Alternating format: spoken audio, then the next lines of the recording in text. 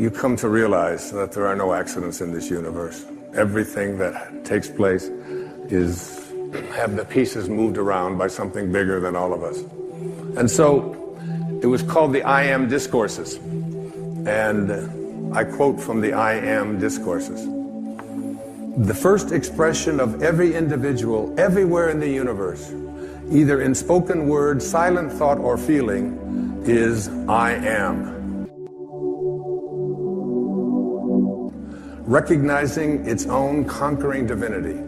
The student, me, you, all of us, endeavoring to understand and apply these mighty yet simple laws, must stand guard more strictly over his thoughts and expression, in words or otherwise. For every time you say, I am not, I cannot, I have not, you are, whether knowingly or unknowingly, throttling that great presence within you.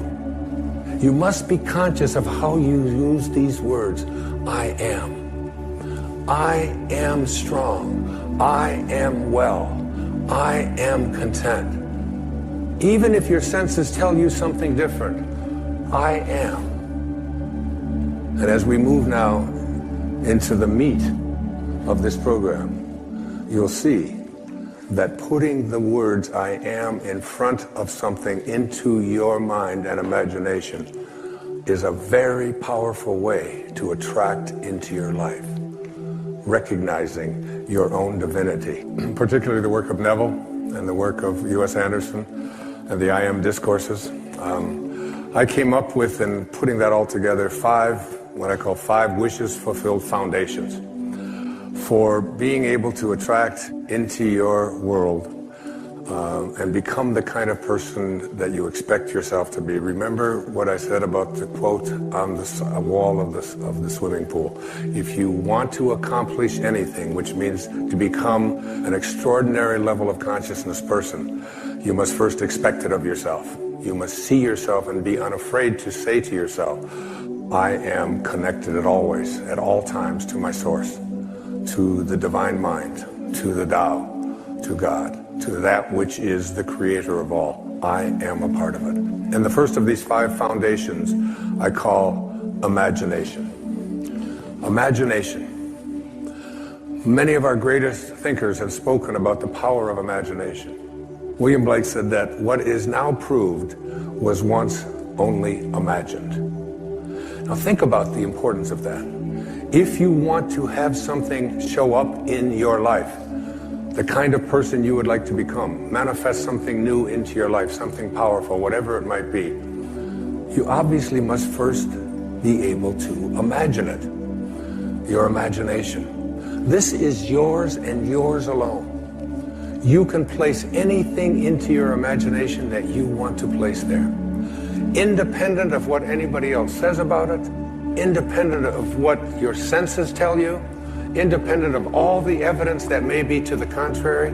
You can place into your imagination an I am that represents what you would like to attract into your life and make it come into fruition.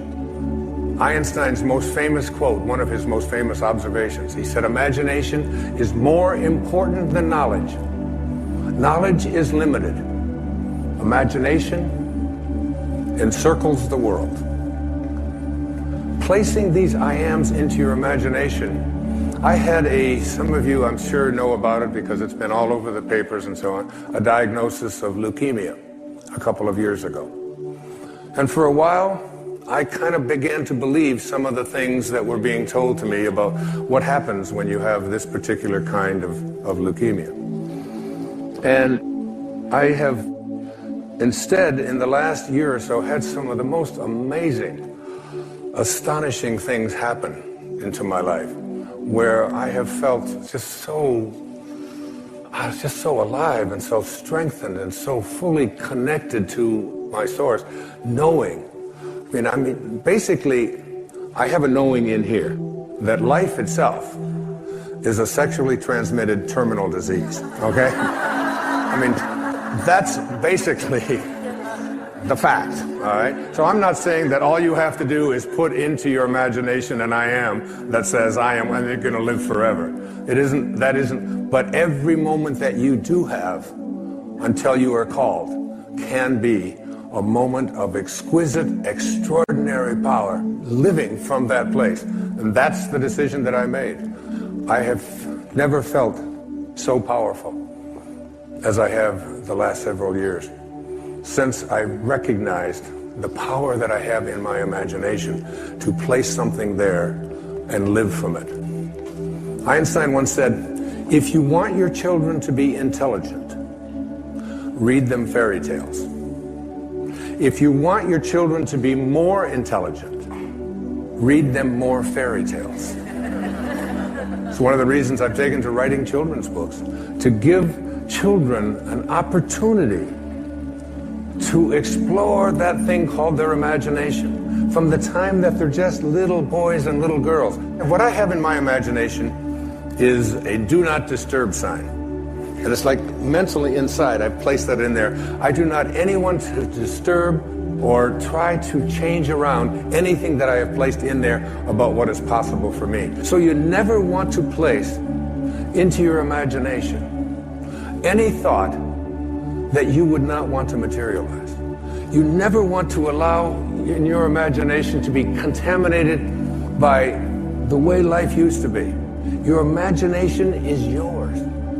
Don't let any other people influence you. Never allow people's ideas about what is possible or impossible for you to occupy your imagination. I've called it, throughout my life, I've called it being a scurvy elephant. When I was in the 3rd grade, I was living in a foster home out in Mount Clemens, Michigan, and I came home from school and I talked to Mrs. Scarf and I said, Mrs. Scarf, what's a scurvy elephant? And she said, where did you hear that? And I said, I don't know, Mrs. Poole, my 3rd grade teacher, was talking to the principal, Mrs. Smith, and she said Wayne Dyer was in his classroom and called me a scurvy elephant.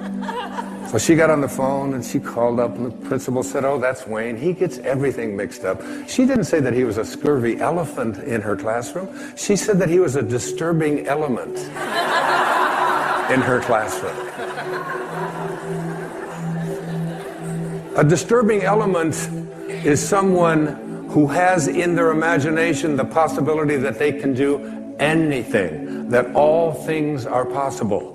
Again, it's one of those great lines from the New Testament. With God, all things are possible. Now you tell me, what does that leave out? What does all things are possible leave out? That doesn't leave out the possibility that we can defy gravity, that we can soar, that we can heal ourselves, that we can create magnificent prosperity in our life, that we can change the world.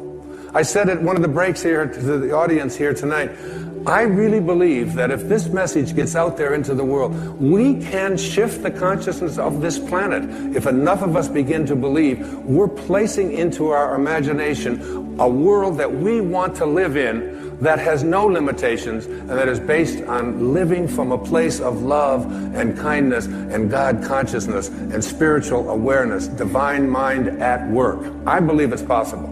If enough of us begin to believe that we can create that kind of a world, if public television can put on these kinds of programs, which is why I am a part of public television, because this is what they broadcast. This is what comes into our homes. The energy of all things are possible, not the energy of violence and hatred and, and all of the silly stuff that you see so frequently on commercial and cable television, especially the violence and especially the rude communication between young children and their parents and so on. You don't see that here. It's why I'm here, raising money for this station and all public television stations. Einstein, once again, this man of imagination, said logic will get you from A to B, but imagination will take you everywhere.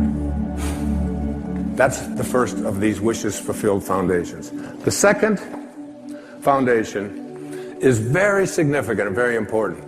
I call it living from the end. This is one of the harder ones for people to get, but I'd like you to go again to the New Testament. Look at Romans 4:17. In the presence of him whom he believed God, who gives life to the dead and calls those things which do not exist as though they did.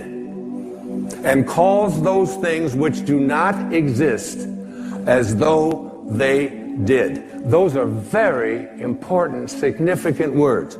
You have to be able to call the things which you have not seen yet materialize and manifest into your physical world. You have to be able to say to yourself, I call those things that I would like to become as if they already do. And you place into your imagination fearlessly the I ams which you would like to create for yourself. And when it's time for me to write another book, I don't even know what it's going to be. I just know that it starts germinating inside me. And it's like a calling, it's like a passion. And I'm over there at my writing space. And before I do, I come up with the title. And before I even write one word, I did it with this book, Wishes Fulfilled. I take a jacket, this isn't even my book.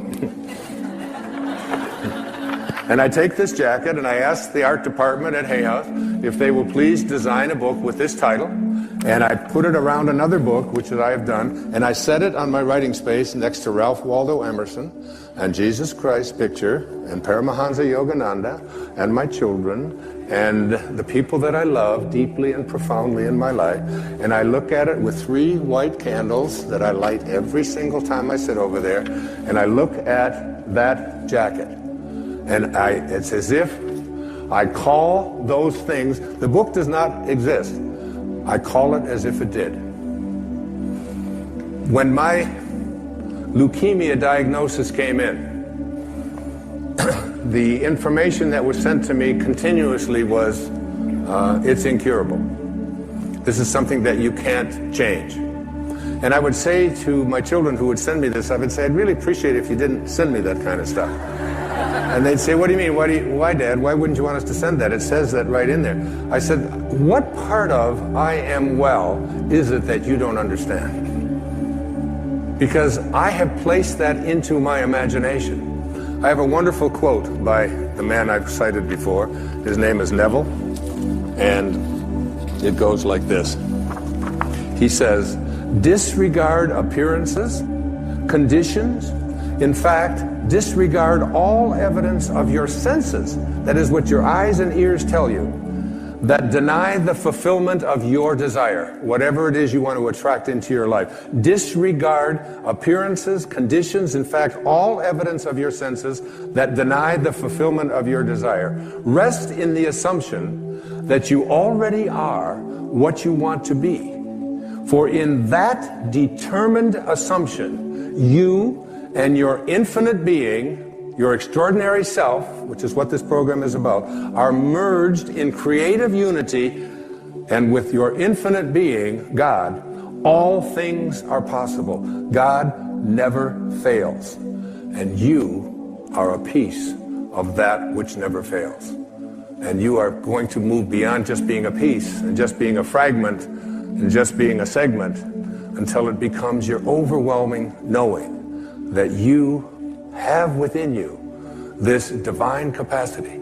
You don't need evidence of your senses. I wrote a book a few years back.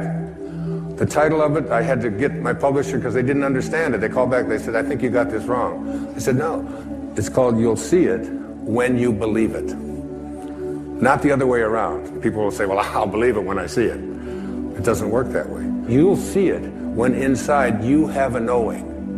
And Neville also said, therefore, to incarnate a new and a greater value of yourself, you must assume that you already are what you want to be, and then live by faith in this assumption. Now, this flies in the face of so much of what you've been told, because you have a tendency to believe that what your eyes and ears tell you is reality. But this is what we know by our senses. Just this little tiny fragment. I can't even get, it's like a millionth of a millimeter. And all that is unknown is in the invisible, in the imagination. And most of our attention is focused on, this is my beliefs and my disbeliefs about what is possible and what isn't possible are here. And it's an endless universe. So placing I ams into your imagination is one thing. It's an intellectual act. Living from the end means that you call the things which do not exist as if they did. You begin to say to yourself, you don't have to say it to anyone else, you don't have to write it down, you don't have to get anybody else's approval, you don't have to look on the internet, you don't have to do anything like that.